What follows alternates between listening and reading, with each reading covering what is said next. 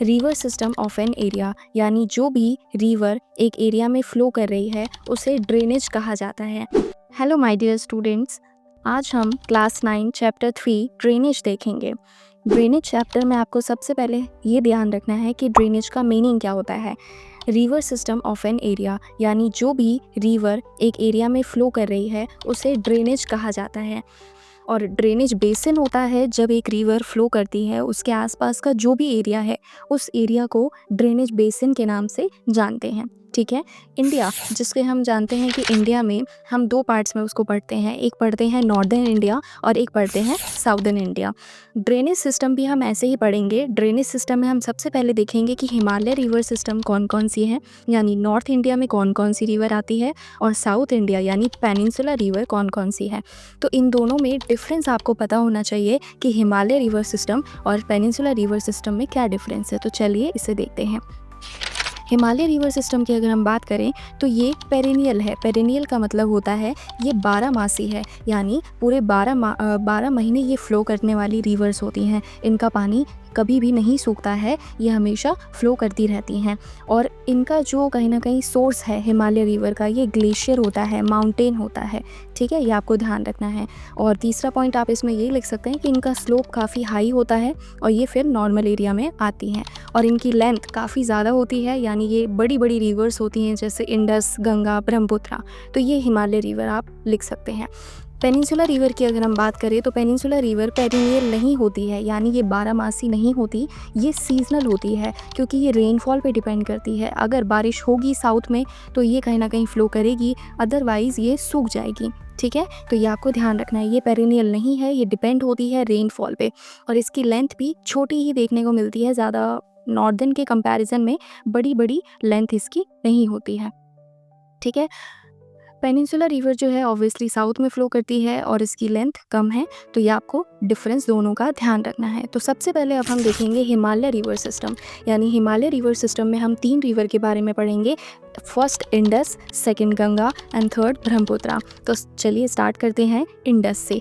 Indus river Himalaya river system की सबसे पहली रिवर है, जिसका सोर्स आपको याद रखना है। ये निकलती कहाँ से है? तिब्बत के मानसरोवर लेक से ये निकलती है। ठीक है। और लद्दाख डिस्ट्रिक्ट, जम्मू कश्मीर फ्लो होती हुई ये कहीं ना कहीं इंडिया में फ्लो करती हुई पाकिस्तान में चली जाती है।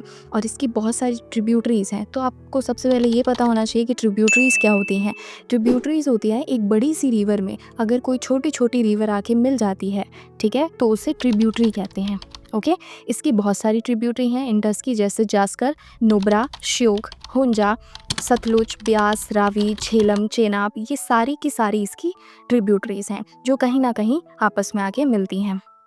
और एट द एंड ये सारी रिवर्स, ये कहीं ना कहीं इसकी सारी ट्रिब्यूटरीज़ एक प्लेस पे, पाकिस्तान के एक जगह पे, मिथानकोट नाम की जगह पे, वहाँ पे जाके सारी की सारी मिल जाती हैं। और एट द एंड अपना पानी कहाँ ड्रेन कर देती है? अपना पानी अरेबियन सी में गिरा देती है। ठीक है, तो ये आपको ध्यान रखना है। इसकी टोटल लेंथ है 2900 किलोमीटर।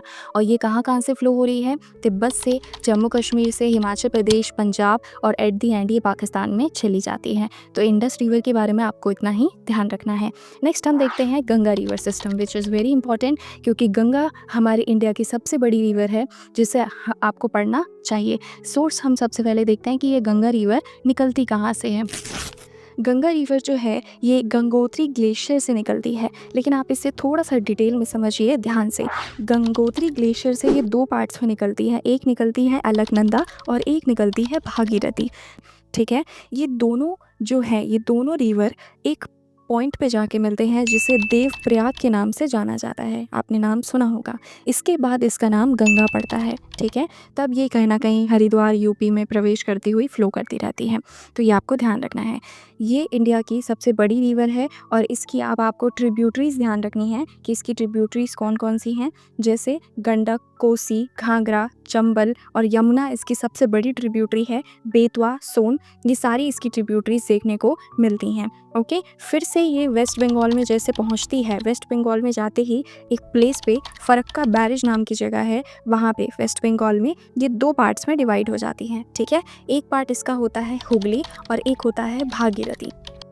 क्लियर हो गई बात। हुगली जो है वेस्ट बंगाल में चली जाती है और भागीरथी बांग्लादेश में चली जाती है। तो एट द एंड ये अपना पानी बे ऑफ बंगाल में गिरा देते हैं और इसकी वजह से एक कहीं ना कहीं ड्रेनेज की वजह से यहाँ पे एक बहुत बड़ा डेल्टा भी बनता है जिसे कहा जाता है सुंदरबन डेल्टा। ठीक है, ये वेस्ट बंगाल में है, ये वर्ल्ड का सबसे बड़ा डेल्टा माना जाता है। ओके, नेक्स्ट हम देखते हैं कि इसकी जो लेंथ है वो इसकी लेंथ कितनी है, 2500 किलोमीटर। अब आप सोच रहे होंगे कि 2900 मैंने इंडस की बताई थी तो वो रिवर बड़ी होनी चाहिए, ये क्यों बड़ी है, गंगा रिवर क्यों बड़ी है, ये तो छोटी लग रही है। बल्कि ऐसा नहीं है, आपको ये ध्यान रखना है कि इंडिया में हम उसे कंसिडर करते हैं जो पूरी की पूरी तरीके से इंडिया में फ़्लो करती है। ओके, इंडस रिवर उसका आधा जो हिस्सा है वो कहीं ना कहीं तिब्बत से और पाकिस्तान में भी फ़्लो करता है।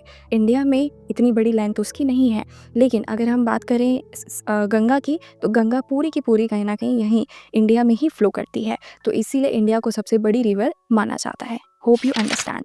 थर्ड रिवर हम देखते हैं हिमालय की ब्रह्मपुत्रा रिवर। ब्रह्मपुत्रा रिवर का जो सोर्स है ये सेम है, तिब्बत के मानसरोवर लेक से ये निकलती है और इसके जो ट्रिब्यूटरीज हैं वो है दिबांग और लोहित। और ये अरुणाचल प्रदेश में जब कहीं ना कहीं यू टर्न लेके आती है अरुणाचल प्रदेश के अंदर तो इसे ब्रह्मपुत्रा रिवर के नाम से जाना जाता है। लेकिन इसको तिब्बत में कुछ और बोला जाता है जिसका नाम है सांगपो।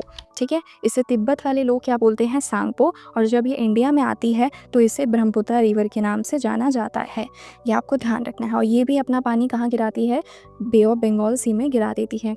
एक और चीज़ आपको याद रखनी है कि एक वर्ल्ड में ऐसा आइलैंड है जो कि रिवर पे बना हुआ है। आपने मोस्टली आइलैंड कहाँ देखे होंगे, सी पे देखे हैं, लेकिन ये एक ऐसा आइलैंड है जो कि रिवर पे बना है जिसका नाम है माजुली आइलैंड। ठीक है, माजुली आइलैंड आपको याद रखना है पेपर के पॉइंट ऑफ व्यू से। अब हमने हिमालय की सारी रिवर्स को कंप्लीट कर लिया है, तो अब हम देखते हैं पेनिनसुला रिवर सिस्टम। यानी पेनिनसुला रिवर की हम सारी चीज़ें देखेंगे कि साउथ में कितनी रिवर्स हैं और उनके बारे में पढ़ेंगे। तो लेट्स बिगिन। सबसे पहला आता है नर्मदा रिवर। नर्मदा रिवर जो है वो एमपी के अमरकंटक हिल्स से निकलती है। ठीक है, और ये जो है रिफ्ट वैली से होती हुई एमपी और गुजरात और ये कहीं ना कहीं फिर अरेबियन सी में अपना पानी गिरा देती है। इसकी कोई ट्रिब्यूटरी नहीं है तो आपको याद नहीं करना है। नेक्स्ट देखते हैं Tapi river. Tapi river Satpura range से जो कि एमपी में है वहाँ से निकलती है और ये कहीं ना कहीं रिफ्ट वैली ये भी पैरेलल ही उसके चलती है और ये एमपी गुजरात महाराष्ट्र से फ़्लो करती हुई अपना पानी भी अरेबियन सी में गिरा देती है। ठीक है, इसकी जो ट्रिब्यूटरीज़ हैं वो है आपको याद रखनी है साबरमती, माही, भरतपुंजा और पेरियार, ये इसकी ट्रिब्यूटरीज हैं। नेक्स्ट रिवर आती है गोदावरी रिवर जो कि साउथ की सबसे बड़ी रिवर मानी जाती है। यानी अभी हमने नॉर्थ में पढ़ा था कि गंगा रिवर काफ़ी इंपॉर्टेंट है, ऐसे ही साउथ में कौन सी रिवर इंपॉर्टेंट है जिसे दक्षिण गंगा भी कहा जाता है, उसका नाम है गोदावरी रिवर। ठीक है, तो आइए हम इसके बारे में पढ़ते हैं। गोदावरी रिवर जो कि बहुत इंपॉर्टेंट है, इसका सबसे पहला क्वेश्चन यही बन के आता है डायरेक्टली कि दक्षिण गंगा किसे कहा जाता है, यानी साउथ की गंगा किसे कहा जाता है, उसे आप टिक करेंगे गोदावरी रिवर को। ओके, ये कहाँ से निकलती है, नासिक डिस्ट्रिक्ट ऑफ महाराष्ट्र से ये निकलती है और ये इसकी जो ट्रिब्यूटरीज हैं पूर्णा, वर्धा, प्राणिता, मंजरा, वेनगंगा और पेनगंगा है। ठीक है, ये महाराष्ट्र, एमपी, उड़ीसा, आंध्र प्रदेश से क्रॉस करती हुई अपना जो पानी है वो कहीं ना कहीं बे ऑफ बंगाल में गिरा देती है। इसकी लेंथ आपको याद रखनी है 1500 किलोमीटर। ठीक है, नेक्स्ट हम रिवर देखते हैं महानदी रिवर। महानदी रिवर का जो सोर्स है वो महानदी छत्तीसगढ़ की हाईलैंड से निकलती है और ये उड़ीसा होती हुई अपना पानी भी वेस्ट बंगाल में गिरा देती है। इसकी लेंथ 860 किलोमीटर है। इसकी कोई ट्रिब्यूटरी नहीं बताई गई है तो आपको याद नहीं करना है।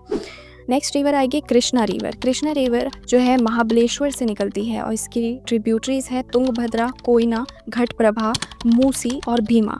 इसकी लेंथ 1400 किलोमीटर है और ये महाराष्ट्र, कर्नाटका, आंध्र प्रदेश से होती हुई अपना पानी भी बे ऑफ बंगाल में गिरा देती है।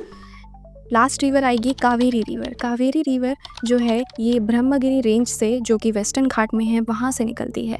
ट्रिब्यूटरीज इसके क्या क्या हैं, अमरावती, भवानी, हेमावती और काबिनी, और इसकी लेंथ 760 किलोमीटर आपको देखने को मिलती है। ठीक है, एक चीज़ अब आपको ध्यान रखनी है कि ये सारी रिवर्स हो चुकी हैं, तो अब आपको इसे याद कैसे करना है। बेसिकली आपको रिवर का जो मैं बता रही हूँ वही याद कीजिएगा, वही इंपॉर्टेंट है।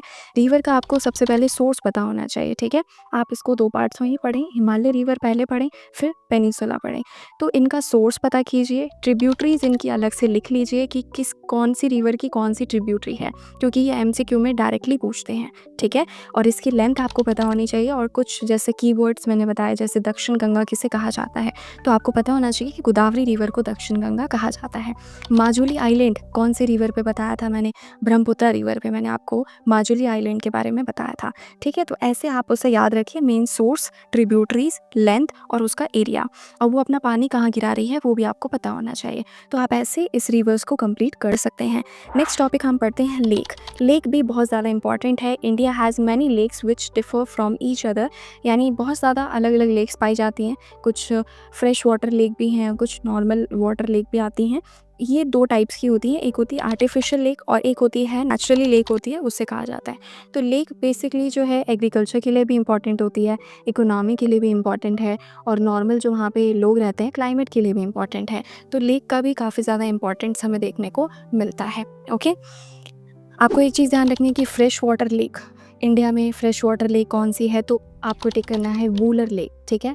और अगर सॉल्ट वाटर लेक की अगर हम बात करेंगे तो उसे चिल्का लेक कहा जाता है, जो मैंने अपनी second chapter physical feature of India में भी पढ़ाया है आपको। ये उड़ीसा के अंदर आती है, जो कि सॉल्ट वाटर लेक है।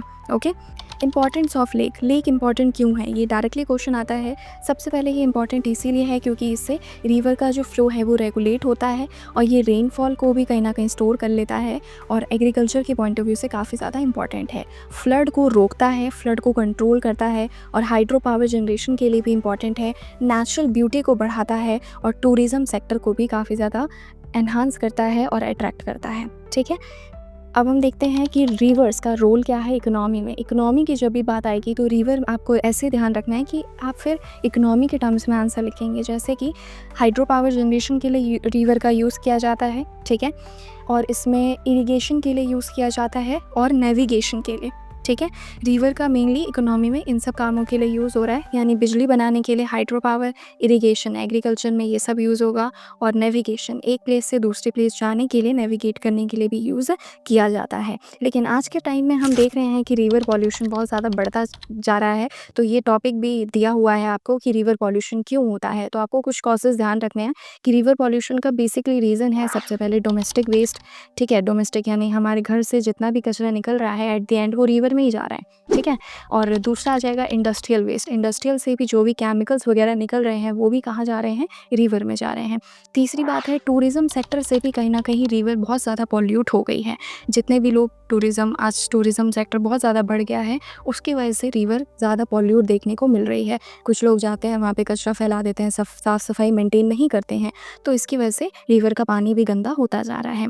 एग्जाम्पल के तौर पे आप लिख सकते हैं जैसे यमुना रिवर, ठीक है। मतलब ये आंसर लिखने का मैं आपको तरीका पूरा बता रही हूँ, तो आप ऐसे अगर आंसर लिखेंगे तो you will get more marks in exam, ठीक है। तो आप एग्जाम्पल के तौर पे डाल सकते हैं यमुना रिवर, जो काफ़ी पॉल्यूटेड रिवर है अभी रिसेंट टाइम में, और एग्जाम्पल के लिए बहुत अच्छा पॉइंट बन जाता है।